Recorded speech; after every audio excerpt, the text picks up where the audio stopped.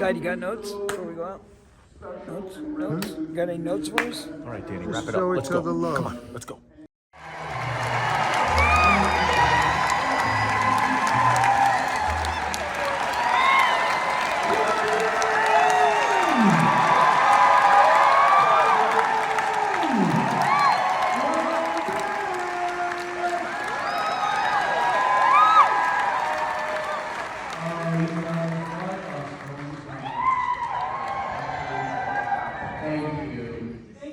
Ryan went, yeah! That was pretty sick, dude. That was sick. Was that Ryan that made that noise? It was Ryan. I just wanted to say, I was excited about something else when you did that. All right, this is so special being here. I have kept something in my closet for the last 40 years. It's been in plastic, and I wear it here tonight. Oh, everyone, take your phones out, please. You're allowed to take your phones out. I want a pic of this. Tag me. Here it goes, guys.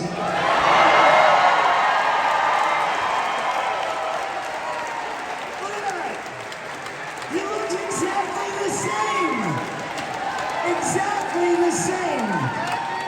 There is no difference. I'd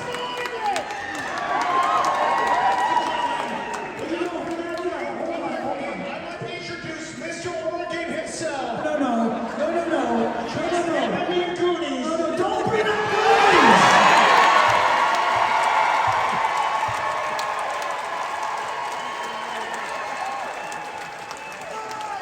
Why do you do this to me? See, it's like, oh, I forgot. Thank you for reminding me. This is for River.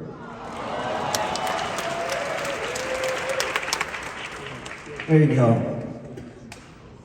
There you go. That's for River. So, I have to say, yes, of course I love Oregon. And yes, two great movies, two of the greatest movies of my lifetime were both shot here back to back. I spent a lot of time up here, it's true.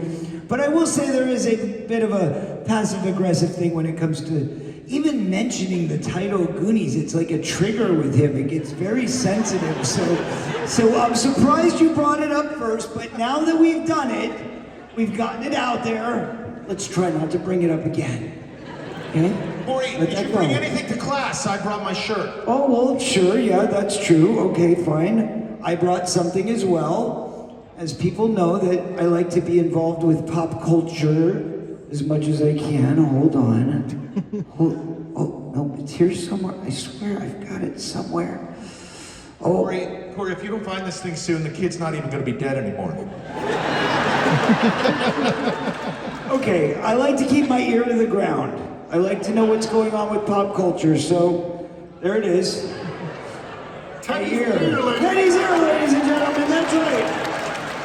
It is the actual prosthetic ear that I wore in the movie Stand By Me, but obviously this is a foam rubber recreation of it, so we're gonna put my ear on the table right now so we can all, think about what we're gonna talk about. I mean, obviously, it's a round table, so anyway, the point is... We had an overhead shot, we could also do... Blue Velvet? Blue Velvet, yes! There you go, Blue Velvet, I like it. Great minds think alike. Dan Pasternak, ladies and gentlemen. So, here's the deal. The reason why I happen to have this here, it's a great story. Because, so when we were making the movie, obviously my ear's fine. It was the great Monty Westmore, who is a special effects makeup artist, who actually created the prosthetic ear that I wore in the movie. So every day I would have to put the ear on, and then they would take it off. And at the end of each day, when it was taken off, you're in the makeup trailer, well, there was a guy that River Phoenix had as his chaperone, and his name is Sky Phoenix. So Sky Phoenix calls me up 20 years after the movie is over, and he goes, hey, Corey, I've got something for you. And I go, what? He goes, I've got your ear, man. And I'm like, what are you talking about, dude? That's so weird. Like, who calls somebody up and says, I got your ear? And he's like, no, like the ear from Stand By Me. Like, I literally pocketed it one day in the makeup trailer, and I kept it for you this whole time. And I was like, awesome. So he sent it to me in the mail. Now, I had that ear for the last 20 years, And then at some point I thought it might be a good idea to actually auction it off. Because you know, sometimes movie props, they go for a lot of money. And I thought, well, this would be good, I'll raise money for charity. What a great idea. So what we did is we made copies of it. And that's why I have this one, because what we did is we made a brand new replica of the original mold. And we made a bunch of them and we sold them on my website for like $5 for these. Could you imagine? It was great. It was like from here to eternity. It was a great, never-ending joke. But anyway, the point is, we made those. We made a wearable version. Hold on. I've got a wearable version too. So now you can wear them for a Halloween thing. You know, like dress up like Teddy. Put on the ear. Everybody's doing it. Come on. Don't you want one? So what happened was we got this and we, okay, fine. And we put it up on our website and we did this auction and you'll never guess who bought the original ear. You. No, man, that would be That's a fantastic guess. It's wrong, World of but it's an imagination. incredible guess. Damian Lillard. Can I guess? Oh, I know. I'd like to. Can I play? Yes, yes. Is it Jordan Peele? How did you know? Because I came to the show last night. Yes, Jordan Peele bought the original ear and it's sitting on his desk and we made an NFT of the original ear before we sold it to Jordan Peele. And that was really cool because somebody was gonna buy it and it ended up being Jordan Peele's. Do we have a copy of, there it is. There it is. That is the actual ear in a prosthetic form on a podium with a lot of people cheering and celebrating the ear. So there it is, ladies and gentlemen. Corey Volunteer, Denny, exterminating. That's it. I'm done. Will, what have you brought for show and tell? Oh, I hope it's the leech. He pulls the leech out. It's not the leech, but it is.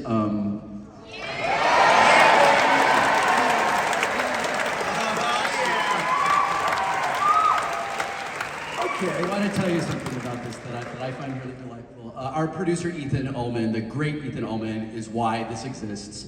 Ethan, Let's hear it for Ethan Ullman, ladies and gentlemen. Ethan was looking at screenshots from the movie to try to recreate the most screen accurate print that he could find. And he actually discovered that there are two different t-shirts that I wear in the movie that are almost identical to one another. So here's the thing. So Ethan sends my wife and me he texts us this image and he's like, look what I discovered. And like, if you get this from anybody else, you're like, oh, it's time for a restraining order.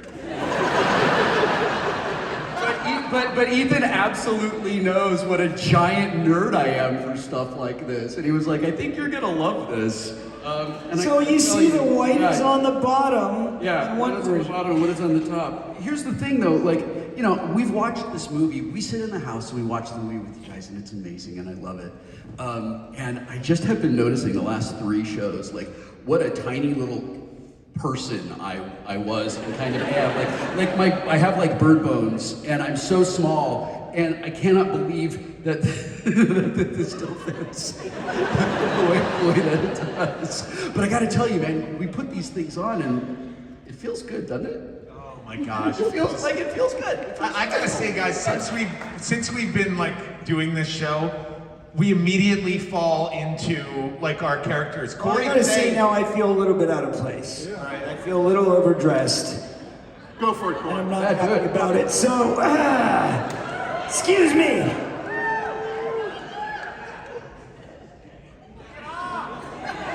Well, thanks, buddy. I will.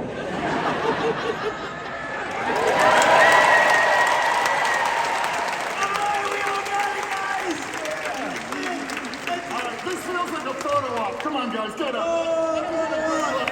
At the 3 of you in your standby, this is like cosplay. Come on. Wait. Oh, on now. Oh, quick, get in the train. They're in. Come on! Run! Run!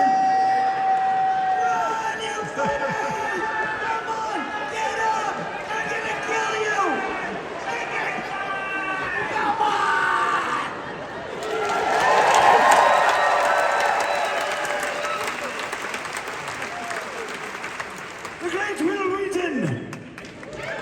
You know, you encounter actors in your career who are very uptight and take themselves overly seriously and absolutely refuse to wear wardrobe ever in public, and they are really, really, really missing out.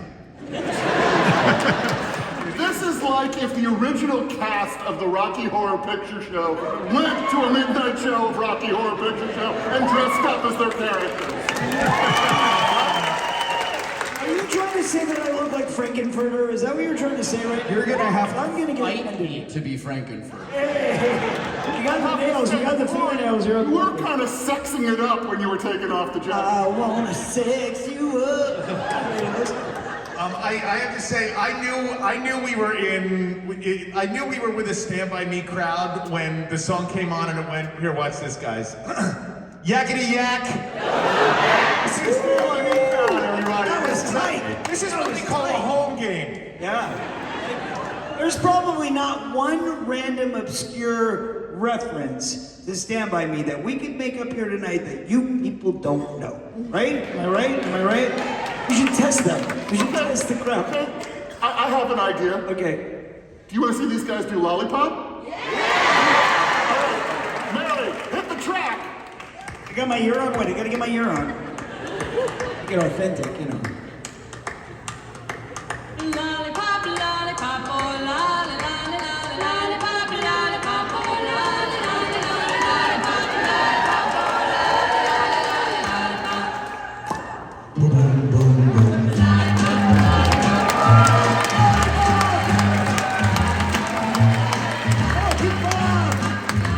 These are the things that make us happy in life.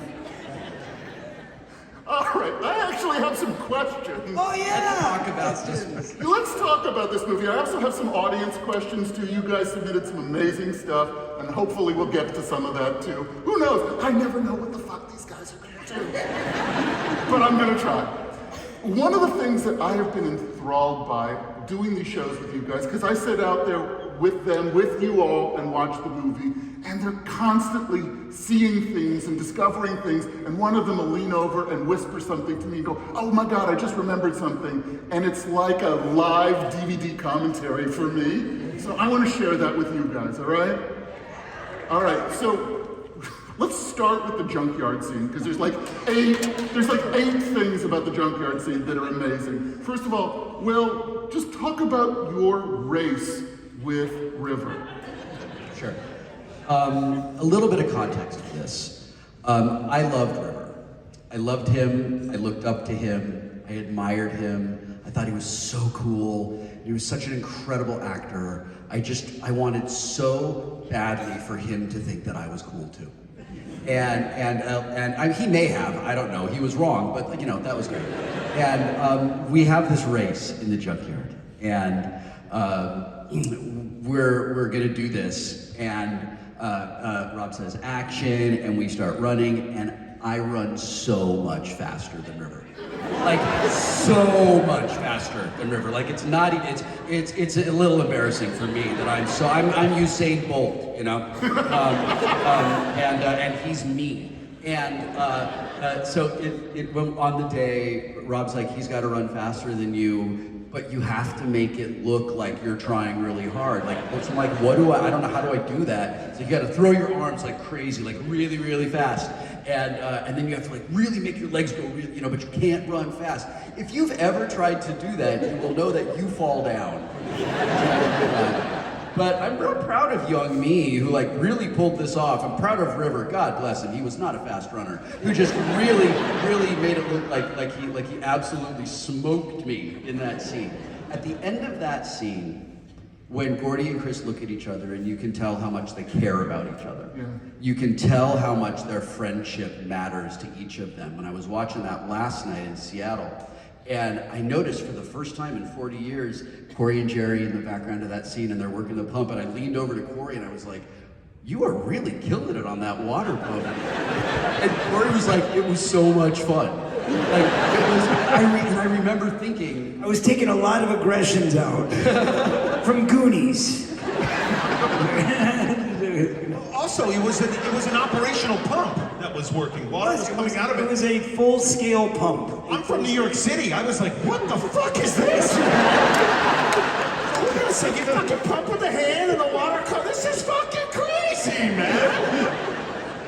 But on the same token, we'd never been to New York City before, and when we all had to go to New York City to do the Good Morning America show, It was really upsetting that there weren't water pumps there. that wasn't my point. My point was that we're walking down the street and there's steam coming out of the frickin' vents, and I'm like, what the frick is that? Why is there steam coming up from the streets? And Jerry looks at us like, oh, it's just the subways. It's just, We're like, subways? What is that? He's like, there's trains that go in, underneath the... It's just I'm like, urine. What? Subway? There's trains underneath us? Oh my God, what's going on? So, Well, say that was the first like well water I ever drank, and gave me diarrhea. how does TMIF, brother? I had Why Jerry is no TMFI. longer a fat kid from Stand By Me. That's right, he lost all his weight after that day. It was amazing. You should check my underwear for Hershey squirts. Amazing what a little Montezuma's Revenge will do for the diet, Now that junkyard scene was like one of the first scenes that was shot for the film, right? yeah. And so Jerry's got a couple of great stories because, so Jerry, this was your first film, right? Yeah, it was my first time on a set. It was, and you know what? I really want to take a moment. I want to thank River, and I want to thank Corey, and I want to thank Will. They had a lot of experience, and unlike other young men I had been around up until that point, these guys were so nice to me. They were so giving with their knowledge of what happens on a set. I'm not kidding. I remember when Corey explained to me what a mark was, and you have to stop at that mark. I remember Will telling me, don't shadow the actors in the scene. They were so giving, and I gotta tell you guys, it's why we're here 40 years later. You're just kind people, and a lot of that has to do with River as well, who was sort of our leader and was the kindest, We all miss him. Very good. That said, it's my first day on a set, and it's funny when I watch these movies because I say a line, and then you'll notice if you watch the movie again, I immediately look down. And then I say a line, and then I immediately look down. And I'm not kidding. In my head, I was 11. I thought like, I say my line and I'm done, and then I just wait till my next line, and then I look up. And I mean, that's what happens in an 11-year-old's mind, And That's so also what happens to the #1 on the call sheet in a procedural show. yeah. Little inside Hollywood joke for the two of you. I'm glad I interrupted you. No, it's like CSI Miami, right? It's like Good job, Will. no, it's like David Caruso in CSI Miami, like looking down and then looking up and saying, "Let's see if this DNA matches," and then looking down and then taking off his sunglasses and going, "It's Where the hell are you going with this? I'm so sorry, guys. David Caruso? I'm so sorry. These PDX edibles just hit me so hard." I know, we're in Portland now. It's okay. You're allowed. That said, we're doing the scene where Corey is yelling at the junkyard guy. Corey, you're incredible in that scene. I could watch it every night. It's so great. brother. And there's a fight happening, and I'm just standing there, and I don't have any lines in the scene. And Rob yells, "Cut!" Incredible. Rob yells, "Cut!" And I think, he called it in the middle of the take. I'm like, I'm so glad I didn't have any lines, so this wasn't my fault. I'm sure it was Corey or Will or something. And so I'm standing there, and he goes, "Hey, Jerry, remember he was on the other side of the fence? We were on the other side of the fence, so there was like separation." And he comes up to the fence, and he goes, "Hey, Jerry, what are you doing in this scene?"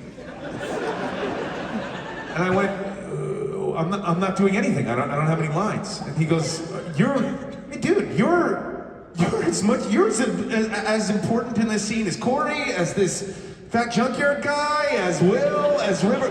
I can play this whole scene on you. You have to listen to every word. You have to react. I can play this whole scene off your face. You're not just done because you don't have lines." And I swear to you, every time I go on a set now, and I'm in a scene, I listen and react to everything because it was like a light bulb went off in my head when he said that to me. And that's how good of a director he was, and the time he took with an 11-year-old boy. And it wasn't just a gig. It was an experience that I carry with me every waking second of my life. And that's the impact that Rob had on us.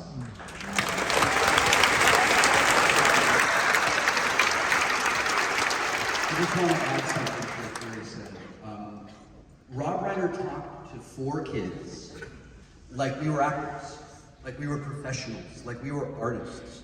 He elicited performances from us by asking us questions, by allowing us rehearsal, by encouraging us to take chances, to not be afraid of making a choice that didn't work.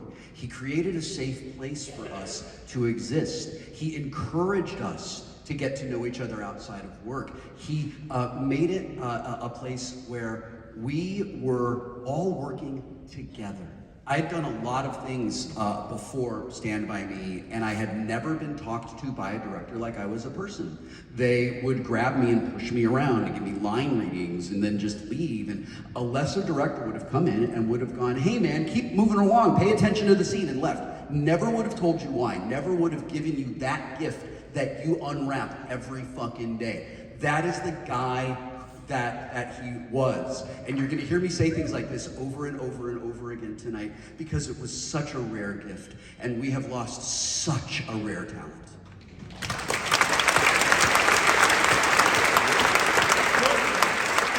Wait. So, Jerry, there's a flip side to the story in that very same scene that speaks to exactly what Will was talking about. Because, so you guys went to Oregon for a couple of weeks and rehearsed and did theater games, and you know, Rob was an improviser. You know, his first feature film was This Is Spinal Tap.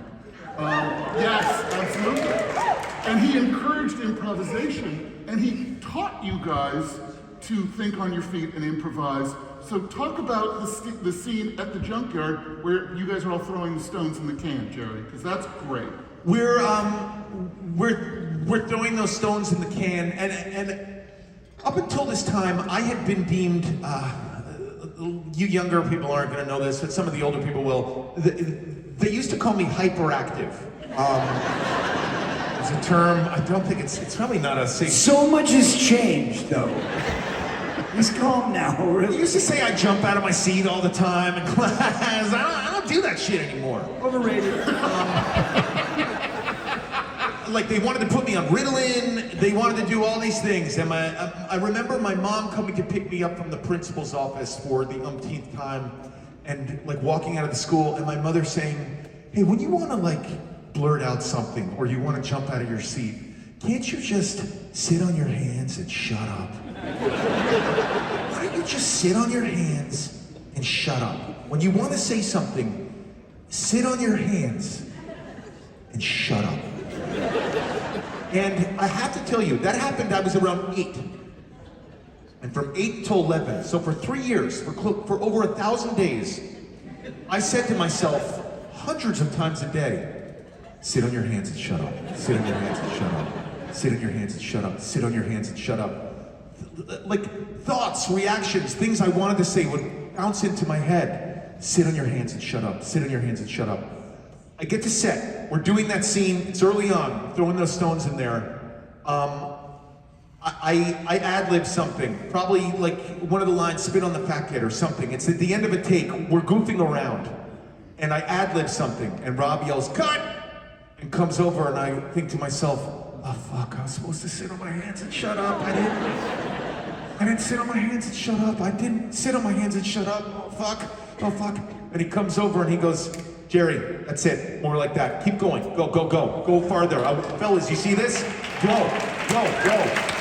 And I've been searching for that. I search for it every night. I'm searching for it here. I want it to happen here. I want Corey to finally say, Jerry, go.